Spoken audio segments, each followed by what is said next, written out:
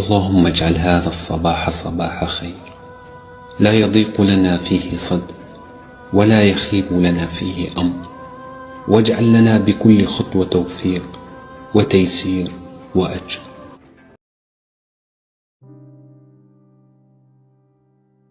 كن متفائلا، فالعقل الذي يرى النور في أصعب اللحظات هو الذي يبدع في اجتياز العتمة.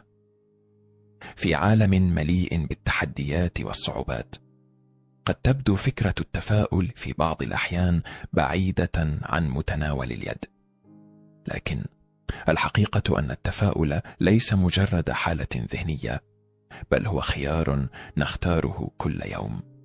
خيار قد لا يكون سهلا، لكنه هو الذي يفتح لنا الأفق ويمنحنا الأمل في غد أفضل. التفاؤل لا يعني أن نغض الطرف عن الواقع أو أن نعيش في عالم من الأوهام.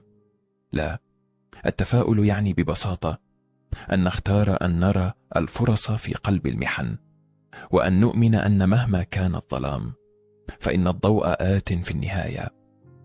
عندما تمر بلحظات صعبة وتواجه تحديات تعجز الكلمات عن وصفها، تذكر أن الأوقات الصعبة ليست النهاية، بل هي جزء من رحلة الحياة. أنت كما أنا جزء من هذا الكون الذي يزخر بالقوة والقدرة على الصمود. تذكر أن ما بعد العسر إلا اليسر، وأن كل أزمة هي فرصة لتنمو وتتعلم وتصبح أقوى. في اللحظات التي نشعر فيها بأننا فقدنا الأمل، تذكر أنه لا يقاس التفاؤل بحجم الحظ أو الظروف التي نمر بها، بل بكيفية رؤيتنا للأمور. التفاؤل هو أن تظل تؤمن بأن هناك شيئا جميلا في المستقبل رغم كل ما تمر به الآن.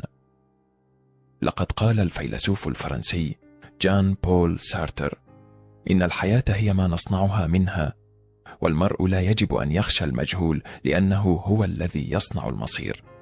إذن كل خطوة نخطوها نحو الأمل هي خطوة نحو تغيير ما يبدو مستحيلا إلى واقع ممكن. وفي كل مرة تجد نفسك ضائعا أو محبطا، فقط تذكر أن الكون كله يعمل لصالحك بطريقة أو بأخرى.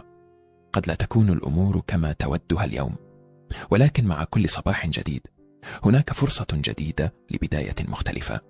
حتى في أشد اللحظات سوادا يمكن للروح البشرية أن تضيء الطريق.